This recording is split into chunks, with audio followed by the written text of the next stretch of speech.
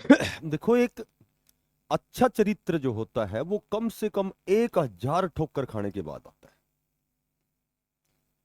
वो कहते हैं कि जिसका जैसा चरित्र होता है उसका वैसा मित्र होता है। शुद्धता होती है विचारों में, मानव कब पवित्र होता है। फूलों में भी कीड़े पाए जाते हैं, पत्थरों में भी हीरे पाए जाते हैं। किसी की बुराई को छोड़कर उसकी अच्छाइयों को देखो तो नर में भी नारायण पाए जाते हैं। नमस्कार प्यारे बच्चों। देखो, आज की अपडेट उन टीजीटी साथियों के लिए है जो भावी अध्यापक बनने वाले हैं। बहुत लंबे समय से वो इंतजार कर रहे हैं। हालांकि इसमें इसमें उन बच्चों की, उन भावी अध्यापकों की किसी प्रकार की कोई गलती नहीं है। बहुत सी जो आपका जो रिजल्ट आया था 7471 पदों पर टीजीटी का, बहुत लंबा समय हो गया। मेरे ख्याल से 5800 की लिस्ट आई थी, 7575 की टोटल नंबर ऑफ वैकेंसीज थी। तो वहाँ बहुत से ऐसे साथी थे, अध्यापकगण थे जिन्होंने ज्वाइन नहीं किया, क्योंकि ज्वाइनिंग प्रक्रिया में उन्होंने इसलिए पार्टिसिपेट नहीं किया कि वो, सभी को पता है कि वो पीजीटी की भर्ती पैरेलल में चली हुई थी।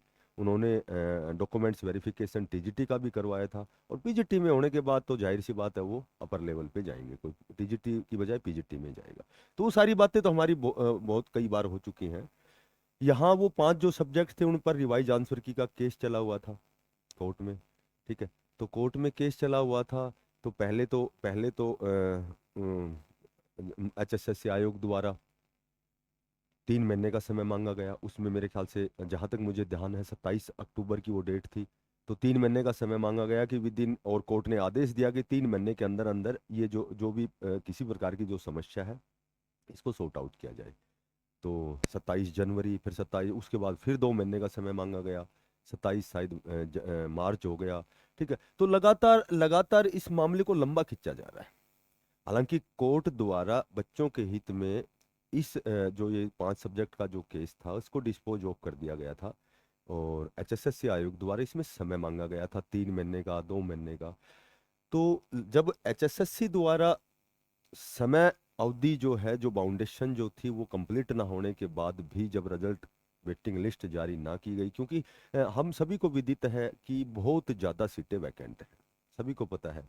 कुछ एक तो थोड़ा सा डाटा आता रहता है बीच बीच में, तो बहुत सी सीटें वैकेंट हैं। और बहुत से ऐसे भी साथी हैं जो सेम मार्क्स पे भी इंतजार कर रहे हैं। ठीक है। कुछ ऐसे हैं जो पॉइंटों में रह रहे, 1-2 नंबर से रह रहे। तो सभी बार बार लगातार हमारे जैसे जो भी अध्यापक हैं उनसे बार बार मिन्नतें करते हैं, बार बार पूछते हैं, कमेंट्स करते हैं पर्सनली भी। तो एक बहुत लंबी जो प्रक्रिया होती है, तो कहीं ना कहीं जो वो इंतजार होता है वो दुखद होता है। क्योंकि उससे थोड़ा सा बच्चा पैनिक भी होता है, थोड़ा सा तनाव लेता है, आखिर कब तक होगा।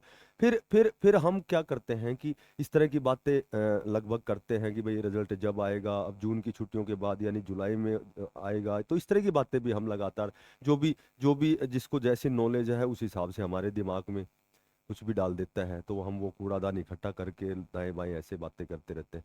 तो यहाँ पूरी जब हम बात समझते हैं, जब HSSC आयोग द्वारा वेटिंग लिस्ट जारी नहीं की गई, तो एक कंटेम्प्ट जो याचिका होती है जिसको अवमानना कहते हैं। ठीक है। कोर्ट द्वारा जो निर्देश दिया गया था उसकी अवमानना की जाए तो फिर उसके लिए एक स्पेशल याचिका दायर होती है, कंटेम्प्ट जिसको बोलते हैं।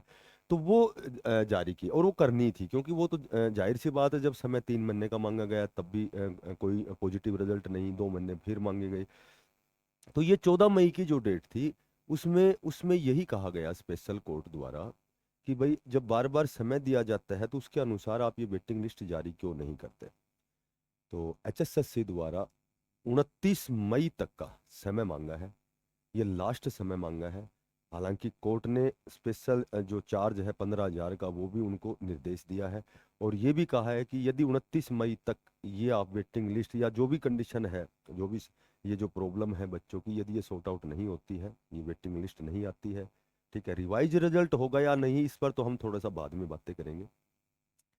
तो इन्होंने समय अब मांगा है, लास्ट समय, क्योंकि ये हमारा जो लास्ट अपॉर्चुनिटी है, हम लास्ट अवसर है इनके लिए कि 29 मई तक ये जितने भी 5 सब्जेक्ट है रिवाइज आंसर की का, उनको स्पेशल एक्सपर्ट को दिया गया है और उनसे 29 मई तक कोर्ट द्वारा मांगा गया है जवाब कि एक्सपर्ट द्वारा कितनी त्रुटियां हुई है, कितने आंसर की में विरोधाभास है, कंट्रावर्सी है। तो मेरे ख्याल से 29 मई इन्होंने लास्ट मांगा है। तो हम इतना तो इसकी आशा तो हम कर सकते हैं कि 29 मई तक आपको और वेट करना पड़ेगा। हालांकि अब थोड़ा सा हम डिस्कस करते हैं।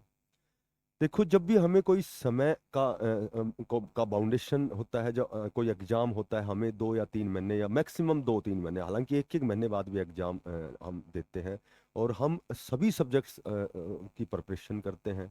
ठीक है, 1 महीने, 1.5 महीने, 2 महीने में हम कितनी अच्छी तैयारी करने की कोशिश करते हैं। और चूंकि चूंकि जब आंसर की जारी हुई थी उसके बाद एक बाउंडेशन डेट दी गई थी कि इस डेट तक आप ऑब्जेक्शन लगा सकते हैं। तो उस डेट तक जिसने ऑब्जेक्शन लगाया, केवल वही ऑब्जेक्शन जो है वो कंसिडर किए गए, बाकी बाद वाले जो है वो कंसिडर नहीं किए गए।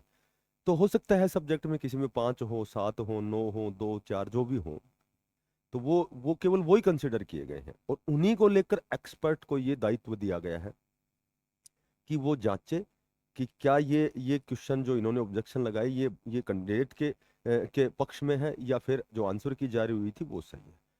तो एक बात ये तो देखो विचारणीय है, ये तो चिंतनीय भी कह सकते हैं कि 3 महीने, फिर 2 महीने, फिर 1 महीने, यानी कि 6 महीने में जिस जो एक्सपर्ट है, जो कुशल है, जो दक्ष है, जो पारंगत है, वो मात्र 5-6 क्वेश्चन के लिए 6 महीने उसके लिए क्या पर्याप्त नहीं है? ये एक चिंतनीय विषय है कि 6 महीने का समय और मात्र 2, 4, 5, 6 क्वेश्चन।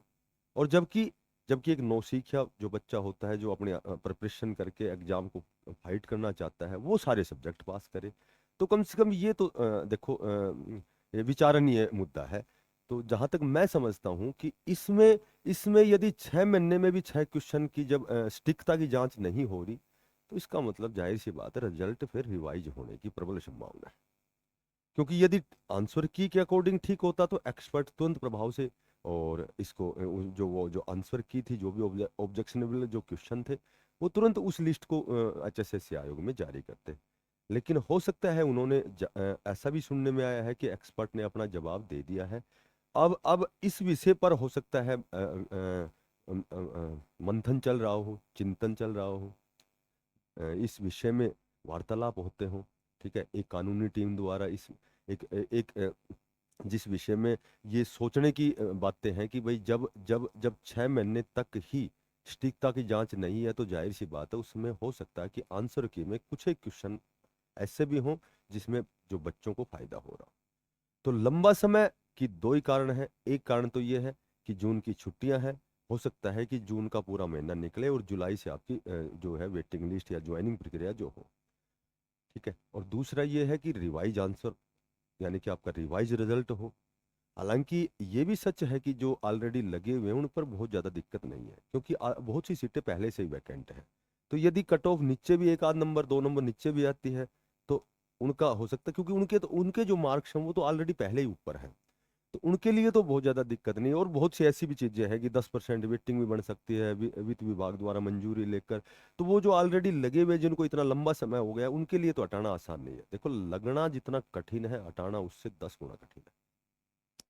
तो हालांकि बहुत सी भर्तियों में आउट और इन आउट हुए हैं, कैंडिडेट हुए भी हैं, लेकिन इसमें क्या है कि सीटें ज़्यादा वैकेंट है, इसलिए उनको नुकसान नहीं होगा। और जहां तक मैं समझता हूं, यदि एक्सपर्ट जब 6-6 महीने में 5-6 क्वेश्चनों की जांच नहीं कर सके, तो फिर ये रिजल्ट जो है कहीं ना कहीं रिवाइज की ओर जा रहा है।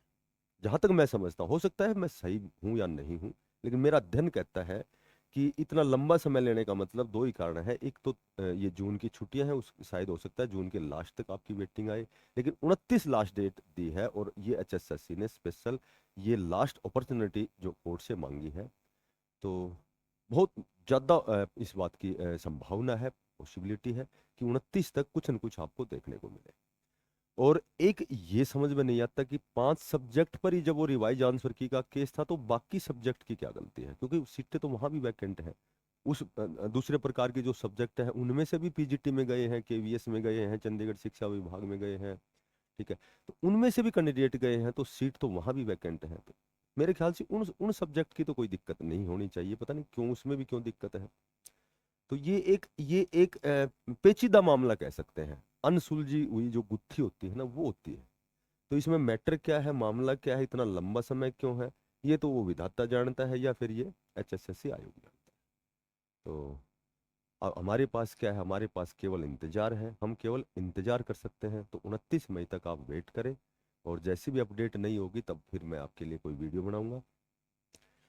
तो बाकी अपना प्रयास करते रहें, देखो तैयारी करते रहें। वो APJ अब्दुल कलाम आज़ाद जो हमारे देश के 11वें राष्ट्रपति थे, उन्होंने कहा है कि जब तुम्हें एक टारगेट जब तुम अचीव कर लेते हो, जब एक टारगेट गेन कर लेते हो, तो तुम्हारी जो नज़र है वो तुरंत दूसरे टारगेट पे चली जानी चाहिए। कहीं एक जगह संतुष्ट होना, यानी कि आप जितनी बड़ी महत्वाकांक्षा रखोगे उतनी ऊंचाई तक जाओगे। हालांकि हालांकि कई बार महत्वाकांक्षा ज्यादा होने से थोड़ा सा तनाव भी होता है, ठीक है।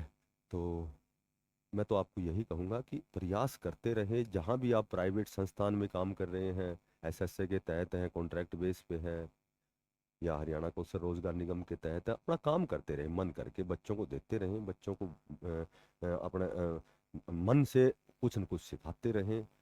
जिस दिन तुम्हारी जो मेहनत है तुम्हारी सफलता के बराबर होगी, श्योर एंड सर्टेन तुम्हारी सफलता सुनिश्चित होगी। वो कहते हैं, तेरे गिरने में तेरी हार नहीं, तेरे गिरने में तेरी हार नहीं, तो इंसान है अवतार नहीं। गिर उठ चल दौड़ और भाग, तू कई बार गिरेगा लेकिन हर बार नहीं। तो यदि आपको वीडियो अच्छी लगे तो कृपया करके बिना पैसे का आप सब्सक्राइब करें, अप्रिशिएट करें। हमारी अभी फ़िलहाल छुट्टियां चल रही हैं, नियमित हमारी क्लास से होती हैं। सुबह 9 बजे हमारी क्लास स्टार्ट होती है, फ्री ऑफ कॉस्ट हमारी क्लास है। तो सभी से निवेदन है कि थोड़ा सा वीडियो को आप शेयर करें, आप खुद एक बार देखें कि भाई कैसी किस लेवल की किस स्तर की हमारी क्लासें होती हैं, उस हिसाब से क्लासों को थोड़ा सा कोऑपरेट करें। फिर मिलते हैं किसी नई अपडेट के साथ, तब तक के लिए बेस्ट ऑफ लक, सभी को धन्यवाद।